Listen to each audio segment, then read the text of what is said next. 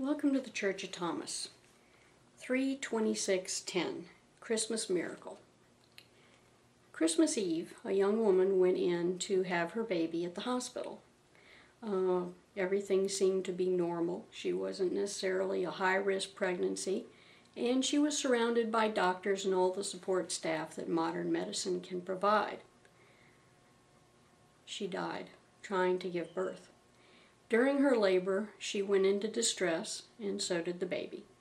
And according to everyone that was there, she died.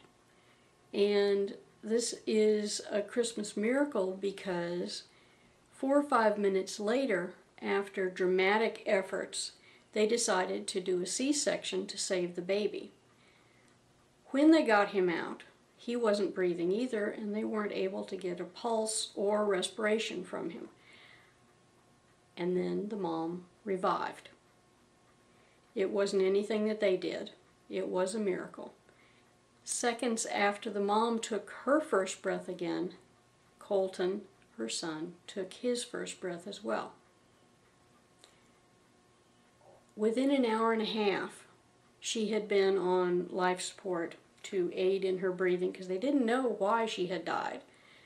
And she pulled the tube out and told everybody that her son's name was Colton. Now, we all associate Christmas with miracles of different sorts. And in this particular case, I think it is important to understand that God creates miracles every day. But this is one that was high profile, that in the faithful, it would definitely be an encouraging sign. Now, as children of God, we are supposed to look at the world through the eyes of a 3-year-old. Now, in this particular case, there were 2 things that happened. One was the mother revived, but also the baby, who had also been born dead, was revived. So this was a double miracle.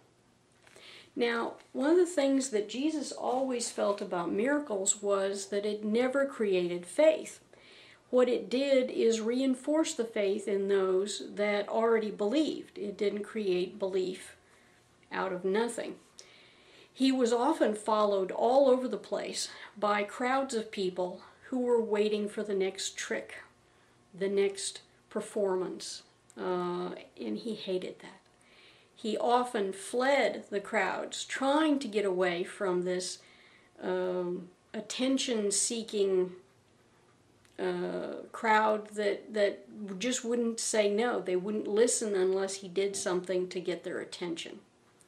But he did say something about miracles in general, and he tried to reinforce in those people who were riding the line, the border between understanding what he was trying to say and believing, that it was important that these miracles only be reinforcement, not the start of something. This is one of the verses that I'd like to read to you. It's Luke 11:29 and 30, the sign of Jonah. As the crowds increased, Jesus said, "This is a wicked generation. It asks for a miraculous sign, but none will be given it except the sign of Jonah. For as Jonah was a sign to the Ninevites, so also will the Son of Man be to this generation." Him being alive at all was representative of God's love for us. And what he was doing is scolding these crowds at their wanting the next show, the next performance, instead of listening to him. He said that the Ninevites basically would fare much better than this crowd because they saw Jonah being disgorged from a whale, according to the story. And as such, they were eyewitnesses to something that changed them internally.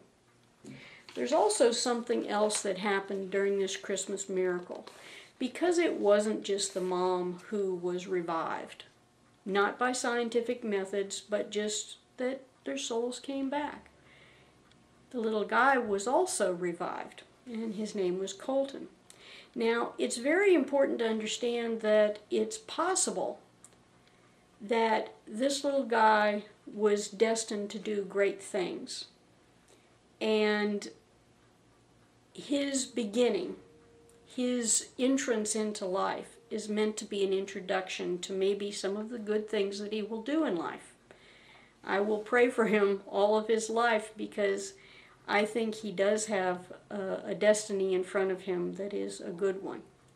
This is a verse from the Reconciler Gospel of Thomas that I believe probably applies to not necessarily Colton, but other children who have had traumas in their birth and in their childhood that will make them great healers and reconcilers in the future.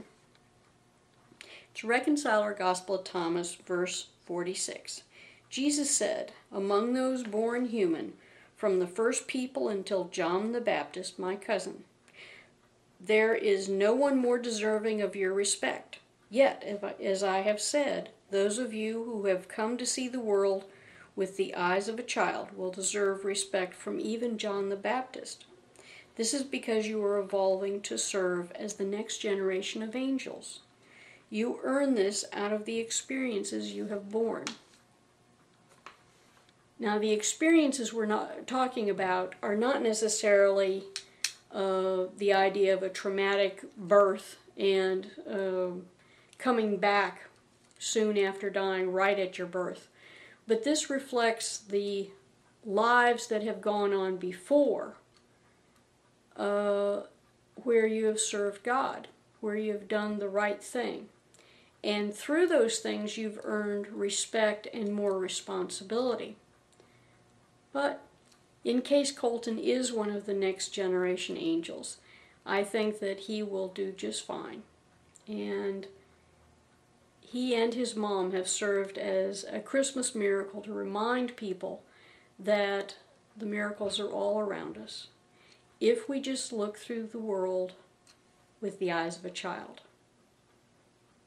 We can see miracles every day.